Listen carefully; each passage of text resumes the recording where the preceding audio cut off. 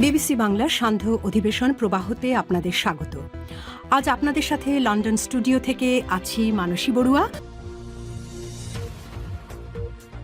বাংলাদেশের সর্বশেষ গুরুত্বপূর্ণ আপডেট সংবাদে আপনাকে স্বাগত। শুরুতেই সংবাদ শিরোনাম, পরে বিস্তারিত। প্রথমেই জানাবো আমাদের হাতে থাকা সর্বশেষ গুরুত্বপূর্ণ সবথেকে তাজা আপডেট সংবাদ। যারা আওয়ামী লীগ ফেরার স্বপ্ন দেখছেন তাদের পরিণতি একই হবে বললেন সার্জিস আলম। আওয়ামী লীগের রাজনীতিতে ফিরে আসার সম্ভাবনাকে সম্পূর্ণ অস্বীকার করেছে জাতীয় নাগরিক পার্টি এনসিপির উত্তরাঞ্চলের মুখ্য সংগঠক সার্জিস আলম। তিনি বলেছেন, বাংলাদেশের মানুষ যে আন্দোলনের মধ্য দিয়ে ২৪ সালের অগস্টের পরিবর্তন এনেছে সেটাকে কেউ প্রশ্নবিদ্ধ করতে পারে না। আওয়ামী লীগের ফিরে আসা মানে গণ অভ্যুত্থান মিথ্যা, আন্দোলন মিথ্যা, সেই সুযোগ বাংলাদেশের মানুষ কাউকে দেবে না বলে মন্তব্য করেন তিনি।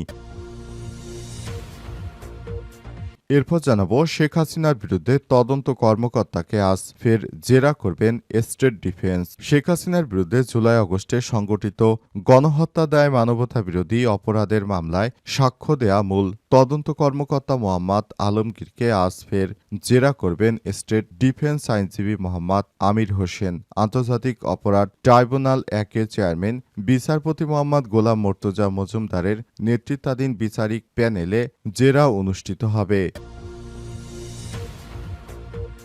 এদিকে প্রাইভেট কারে থাকা বিএনপির কর্মীকে এলোপাতাড়ি গুলি করে হত্যা।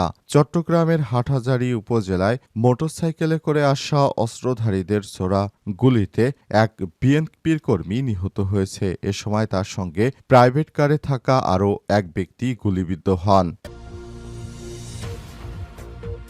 জানাবো প্রশাসনে এখনও ৮০% রয়ের নিয়ন্ত্রণে রয়েছে বললেন এম এ মালিক। যুক্তরাজ্য বিএনপির সভাপতি ও বিএনপি চেয়ারপারসনের উপদেষ্টা এম এ মালিক অভিযোগ করে বলেছেন, প্রশাসনের ৮০% এখনও ভারতীয় গোয়েন্দা সংস্থা রয়ের এজেন্ট দ্বারা নিয়ন্ত্রিত রয়েছে। আজ যুক্তরাজ্যে এক মতবিনিময় সভায় তিনি এসব কথা বলেন। এবং সর্বশেষ জানাবো চাঞ্চল্যকর পুলিশ কর্মকর্তা মিরাজুল হত্যা, মৃত্যুদণ্ডপ্রাপ্ত আসামি লিয়াকত শেখ গ্রেপ্তার। ঝিনাইদহের চাঞ্চল্যকর পুলিশ কর্মকর্তা মিরাজুল ইসলামকে হত্যার মামলায় মৃত্যুদণ্ডপ্রাপ্ত পলাতক আসামি লিয়াকত শেখ লিয়া ৪২কে গ্রেপ্তার করেছে র্যাব। আজ ঢাকার ধামরাইয়ের চর ডাউটিয়া এলাকায় থেকে তাকে আটক করে সন্ধ্যায় ফরিদপুর র্যাব কার্যালয়ে আয়োজিত এক সংবাদ সম্মেলনে র্যাবের সদস্যরা বিষয়টি নিশ্চিত করেছেন। তারা জানিয়েছে, সব সন্ত্রাসী চাঁদাবাজদের কোনো ছাড় দেওয়া হবে না। প্রিয় দর্শক, এতক্ষণ শুনছিলেন সংবাদ শিরোনাম, এবারে বিস্তারিত। তবে তার আগে বন্ধুরা অনুরোধ থাকবে এই সংবাদটিতে একটি লাইক দিন। এই চ্যানেলে আপনি নতুন হয়ে থাকলে আমাদের সংবাদটি দেখতে দেখতে চ্যানেলটি সাবস্ক্রাইব করে রাখুন। কমেন্ট করে বন্ধুরা আপনার মূল্যবান মতামত জানিয়ে দিন আপনি বিশ্বের কোন দেশ থেকে বা বাংলাদেশের কোন স্থান থেকে আমাদের সংবাদটি দেখছেন এবং শুনছেন। আর বন্ধুরা, সংবাদটি আপনার সোশ্যাল মিডিয়া ফেসবুকে শেয়ার করে বন্ধুদেরও দেখার সুযোগ করে দিন। এবারে বিস্তারিত। যারা আওয়ামী লীগের ফেরার স্বপ্ন দেখছেন তাদের পরিণতি আওয়ামী লীগের মতোই হবে বললেন সার্জিস আলম। আওয়ামী লীগের রাজনীতিতে ফিরে আসার সম্ভাবনাকে সম্পূর্ণ অস্বীকার করেছেন জাতীয় নাগরিক পার্টি এনসিপির উত্তরাঞ্চলের মুখ্য সংগঠক সার্জিস আলম। তিনি বলেছেন, বাংলাদেশের মানুষ যে আন্দোলনের মধ্য দিয়ে ২৪ সালের অগস্টের পরিবর্তন এনেছে সেটাকে কেউ প্রশ্নবিদ্ধ করতে পারবে না। আওয়ামী লীগের ফিরে আসা মানে গণ অভ্যুত্থান মিথ্যা, আন্দোলন মিথ্যা, সেই সুযোগ বাংলাদেশের মানুষ কখনোই হতে দেবে না। আজ চাঁপাইনবাবগঞ্জ স্থানীয় একটি হোটেলে আয়োজিত এনসিপির সমন্বয় সভায় তিনি এসব কথা বলেন। এ সময় সার্জিস হুঁশিয়ার উচ্চারণ করে বলেছেন, যারা ভাবছেন আওয়ামী লীগ আবার ফিরে আসবে তারা সেই স্বপ্ন দেখা বন্ধ করুন, তা না হলে এদের পরিণতি হবে আওয়ামী লীগের মতো। আগামীর বাংলাদেশ নিয়ে নিজের অবস্থান নিয়ে এনসিপি নেতা বলেন, আমরা কাউকে শেখ হাসিনা বা নতুন স্বৈরাচার হতে দেব না। কেউ যেন ফ্যাসিস্ট রাজনীতির পুনরাবৃত্তি করতে না পারে সেজন্য এনসিপি কাজ করছে। এ সময় দলের সাংগঠনিক কার্যক্রম প্রসঙ্গে সার্জিস আলম বলেছেন, নভেম্বরের মধ্যেই জেলা উপজেলা ইউনিয়ন পর্যায়ে পূর্ণাঙ্গ কমিটি গঠনের লক্ষ্য নেই কাজ করছে এনসিপি। আর যদি ফেব্রুয়ারিতেও নির্বাচন হয় তাহলে সংগঠনের শক্তির জোরে এনসিপি সরকার গঠন কিংবা শক্তিশালী বিরোধী দলের ভূমিকায় লড়বে বলে মন্তব্য করেছেন সার্জিস আলম। তিনি বলেন, আমরা সবাই মিলে একসঙ্গে কাজ করতে চাই। নতুন বাংলাদেশ গড়তে আমাদের অনেক প্রতিবন্ধকতার মুখে পড়তে হতে পারে। সবকিছু মোকাবিলা করে আল্লাহর রহমতে আমরা নতুন বাংলাদেশ গড়তে বদ্ধপরিকর। নতুন বাংলাদেশ গড়ার মাধ্যমে জনগণের মুক্তি হবে, তার আগে নয়। কারণ বিগত ৫৩ বছরে মানুষের কোনো উন্নয়ন না হলেও উন্নয়ন হয়েছে নেতাদের পকেটের। সুতরাং এখন আর এই নির্বাচন আগের মতো হতে দেয়া হবে না। নির্বাচনে এই সরকারকে বলে দিতে চাই, আপনারা নিরপেক্ষতা বজায় রাখুন এবং সুষ্ঠু নির্বাচন দিন। জনগণ যাকে ভোট দেবে তারাই দেশের প্রতিনিধিত্ব করবে। শেখ হাসিনার বিরুদ্ধে তদন্ত কর্মকর্তাকে আজ ফের জেরা করবেন স্টেট ডিফেন্স। শেখ হাসিনার বিরুদ্ধে জুলাই-আগস্টে সংগঠিত গণহত্যা দায়ে মানবতাবিরোধী অপরাধের মামলায় সাক্ষ্য দেয়া মূল তদন্ত কর্মকর্তা মোহাম্মদ আলমগীরকে আজ ফের জেরা করবেন স্টেট ডিফেন্স আইনজীবী মোহাম্মদ আমির হোসেন। আজ আন্তর্জাতিক অপরাধ ট্রাইব্যুনাল একের চেয়ারম্যান বিচারপতি গোলাম মর্তুজা মজুমদারের নেতৃত্বাধীন বিচারিক প্যানেলে এই জেরা অনুষ্ঠিত হবে। এর আগে গতকাল মঙ্গলবার ৭ অক্টোবর দ্বিতীয় দিনের মতো জেরা শেষ করবেন এই স্টেট ডিফেন্স আইনজীবী। জুলাই গণহত্যায় সাক্ষী দেওয়া বক্তব্য প্রত্যাখ্যান করে নিজের মক্কেলের পক্ষে বিভিন্ন ছাপাই প্রশ্ন করেন আমির হোসেন।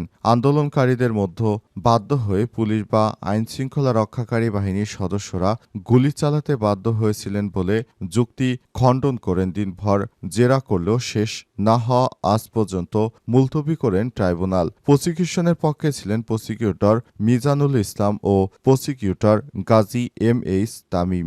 সঙ্গে ছিলেন প্রসিকিউটর আব্দুস সাত্তার পালোয়ান, তারেক আব্দুল্লাহ, মামুনুর রশিদ সহ অন্যরা। এর আগে গত ৬ অক্টোবর এই জেরা শুরু হয়। ৩০ সেপ্টেম্বর শেখ হাসিনা সহ ৩ জনের বিরুদ্ধে তৃতীয় দিনের মতো সাক্ষ্য দেন তদন্ত কর্মকর্তা আলমগীর হোসেন। অন্তর্বর্তীকালীন সরকারের প্রধান উপদেষ্টা ক্ষমতা আসার পর আওয়ামী লীগকে বিচারিক কার্যক্রমের মধ্য দিয়ে যেতে হচ্ছে। প্রাইভেট কারে থাকা বিএনপির কর্মীকে এলোপাতাড়ি গুলি করে হত্যা।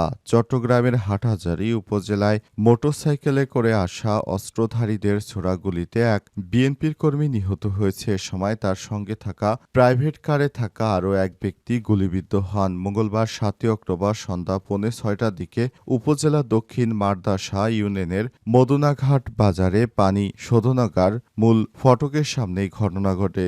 নিহতের নাম আব্দুল হাকিম, বয়স ৫২। তিনি রাউজানের বাগওয়ান ইউনিয়নের পাঁচখাইন গ্রামের বাসিন্দা এবং রাউজানে বিএনপির রাজনীতির সঙ্গে জড়িত ছিলেন। জানা যায় ২০২৪ সালে আওয়ামী লীগ সরকার পতনের পর রাউজানে বিএনপির রাজনীতিতে সক্রিয় হন আব্দুল হাকিম। তিনি বিএনপির কেন্দ্রীয় কমিটির ভাইস চেয়ারম্যান গিয়াসউদ্দিন কাদের চৌধুরীর অনুসারী ছিলেন, তবে দলীয় কোনো পদ ছিল না তার। নিহত আব্দুল হাকিম ভেষজ পণ্যের ব্যবসা করতেন। পুলিশ ও স্থানীয় সূত্র থেকে জানা গেছে আজ বিকাল ৫টার দিকে মোহাম্মদ আব্দুল হাকিম তার গ্রামের খামারবাড়ি থেকে অপর একজন সহ তার ব্যক্তিগত গাড়িতে কাপ্তাই সড়ক হয়ে চট্টগ্রাম নগরের দিকে যাচ্ছিলেন। এ সময় তিনি চালকের পাশের আসনে বসা ছিলেন। মাদুনাঘাট এলাকায় পৌঁছলে একদল মোটরসাইকেল আরোহী অস্ত্রধারী তার গাড়ির পিছু নেয় এবং এরপর তার উপর গুলি চালায় এবং শেষ পর্যন্ত তিনি প্রাণে বাঁচতে পারেননি। অনেকেই বলছে বিএনপি এখন ক্ষমতায় আসবে আর